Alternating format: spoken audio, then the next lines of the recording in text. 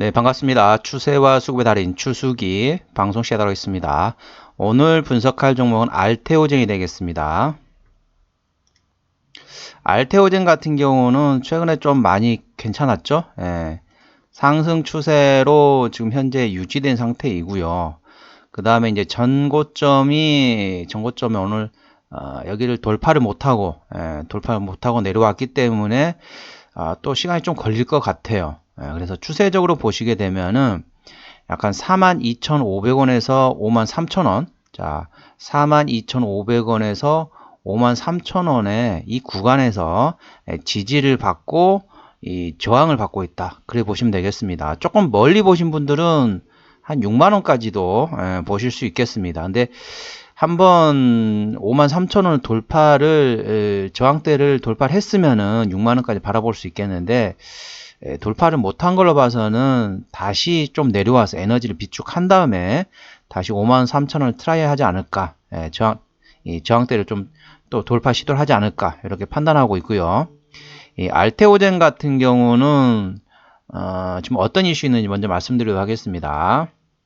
최근 레포트를 보니까 이야기가 좀 나왔는데 한번 보시도록 하겠습니다. 자, 상업성 높은 플랫폼 기술을 보유하고 글로벌 기술 이전 계약을 6개 체결했다. 23년 바브가르트, 티센트릭 등 글로벌 블록버스터 제품을 SC 제형 출시 예정이고요. SC 제형 출시가 증가할수록 하이브로짐 TM이라고 하는데, 이건 이제 어려우니까 우리나라만 바꾸면은 제조합 인간 히알루로니아제 생산 기술이라고 합니다. 이 가치도 상승한다. 그래 보시면 되겠습니다. SC 제형 출시 후 IV 제형 시장이 80% 이상 대체할 가능성이 높다. 그런 추세라고 보시면 되겠습니다. 다잘렉스 SC 특허 유럽이 2024년도에 완료가 되고요.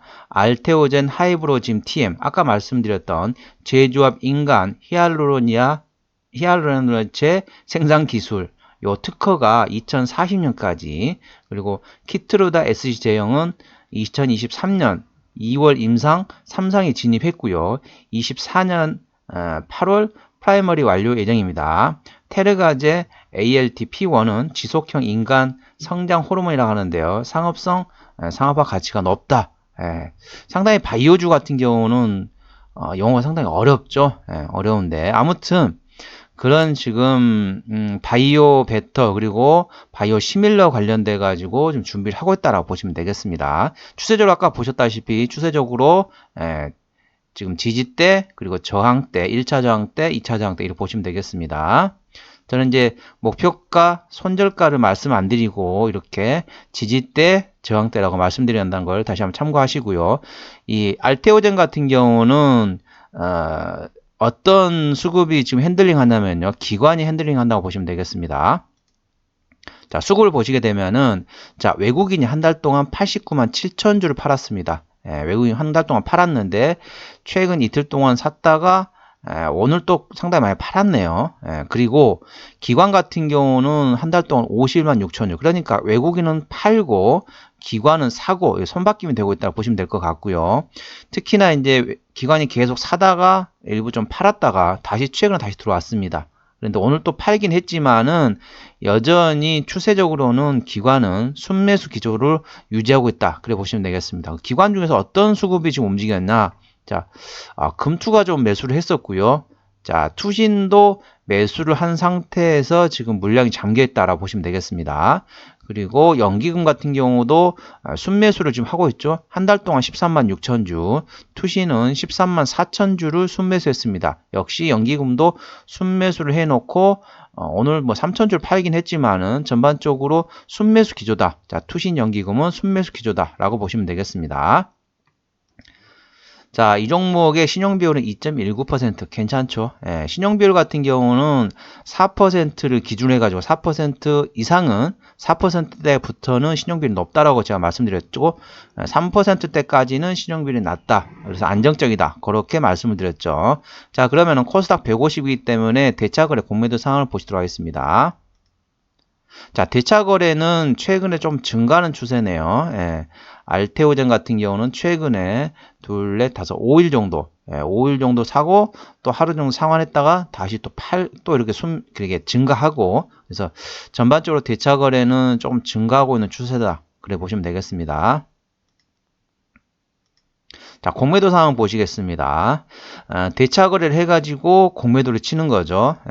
대차 거래는 쉽게 말하면 주식을 빌리는 거고, 공매도는 빌린 거를 이제 파는 상황이라고 보시면 되겠습니다. 그래서 매매 비중상 10%가 중요하다 그랬죠. 10% 이상이 하루, 이틀, 3일, 4일, 5일, 5일 동안 이제 전체 매매량 중에 공매도가 차지하는 비중이 10% 이상인 거예요. 5일인데 보시면 아시겠지만은 최근에는 거의 없습니다. 한참 전에나 있었지 최근에는 10% 이상이 없었다. 그래 보시면 되겠습니다. 자, 기본적 분석으로 들어가겠습니다. 자, 기본적으로 분석으로 들어가서요. 자, 최대 주주는 지금 24%이기 때문에 다소 조금 낮습니다. 알테오젠을 뭐 대형주라고 봐야 할지 중소형주라고 봐야 할지 모르겠지만은 코스닥에서는 대형주이지만은 전체적으로 봐서는 중소형주로 분류하는 게 맞겠죠. 그래서 한 30% 이상은 돼야지 괜찮다라고 제가 말씀드리는데 이제 24% 조금 낮다. 아무래도 이게 대형주 같은 경우는 20%, 중소형주는 30% 정도가 최대 주주가 그 정도는 돼야 된다고 했죠. 말씀드렸죠. 왜 그러냐면은 이게 책임경영이란 겁니다. 책임경영이란 게 있기 때문에 아무래도 본인 지분이 높으면은 어떻게 해서든 회사를 살려가지고 실적 올리려고 하는데 본인 지분이 낮으면은 이거를 다른 사람한테 정리를 해버리든 다른 사람 팔아버리든지 해가지고 주주들한테는 그렇게 힘을 받을 수 없는 그런 사람이 되겠습니다. 그래서 20%, 대형주 20%, 중소형주 30% 지분율을 가지고 있어야만이 책임 경영을 확인할 수 있다. 그래 보시면 되겠습니다. 자, 어떤 일을 하는지 한번 보시도록 하겠습니다. 아까 뭐 간략히 설명드렸지만 이 회사 같은 경우는 이제 바이오 기업인데요. 뭐 이러이러한 얘기도 있지만은 바이오 베터 그리고 바이오 시밀러 이렇게 하신다고 보시면 되겠습니다. 여기 보면은 뭐 여러 가지 있습니다. 항체 약물 융합 ADC 기술을 활용한 기존 바이오 의약품 개선하는 바이오 베터 사업과 이머징 마켓을 타겟으로 아일리아, 허셈팀 등 바이오 시밀러 개발 사업을 영위 중이다. 이런 게 있고 뭐 원천 기술로는 ADC 기술, 바이오 의약품의 반감기를 증가시키는 넷 PTM 융합 기술, 정맥 주사를 구패하여 제형으로 변경시키는 하이브로짐 기술, 아까 말씀드렸죠. 하이브로짐 기술, 제조합 인간 히알루로니아제 생산 기술, 상당히 어려워요.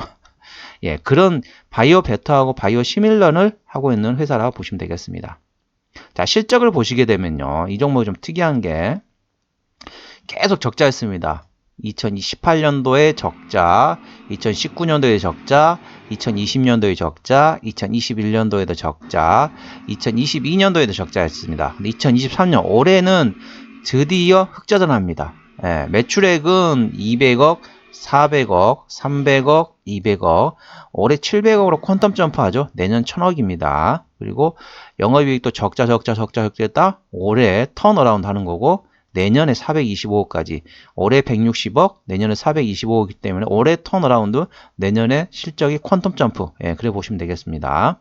당기순이익도 당연히 흑자전환 하겠죠. 그래 보시면 되겠습니다. 적자,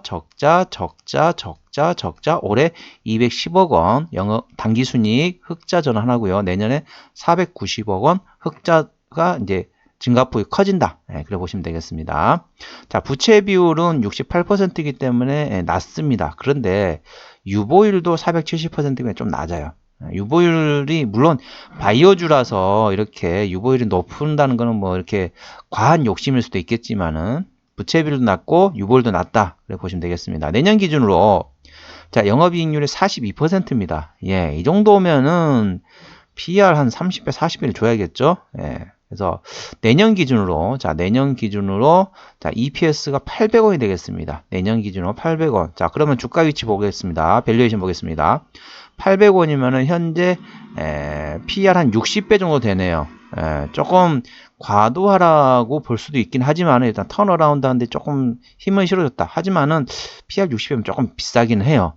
PR 60은 좀 비싸긴 하지만은 일단 그거에 대해서는 밸류에이션은 그 다음으로 보고 추세적으로는 현재 요 위에서 전고점을 돌파를 못하고 오늘 떨어졌기 때문에 다시 지지선 42,500원의 지지선을 다시 한번 확인하지 않을까 이렇게 보고 있습니다. 자, 그렇게 실적이 좋아질 것으로 보고 있고요. 자, 기업 개요로 들어가서요. 자, 뭐 어떤 하는지는 아까 말씀드렸죠. 바이오 베터하고 바이오 시밀러를 만든다고 보시면 될 것 같고요. 자, 자본금 변동내역입니다. 자본금 변동내역을 보는 이유가 뭐라겠죠? CB나 BW와 같은 유상증자가 과거 있었는지, 그리고 유상증자가 있었다면은 올해도 또 추가적으로 하지 않을까 이렇게 확인하는 거죠. 그렇기 때문에 자, 보시면은 올해 주식 전환이 됐습니다. 그러니까 CB를 해가지고 CB를 하게 되면 그 채권이잖아요. CB가 채권인데 채권을 주식으로 전환 가능합니다. 그래서 현재 주식 전환을 물론 그 물량이 많지는 않아요. 8,700주, 31,000주기 때문에 많지는 않지만은 이런 이슈는 있다. 그렇게 보시면 되겠습니다. 나머지는 이제 뭐 스탁 옵션이기 때문에 그렇게 크게 이제 문제는 되지 않을 것 같고요.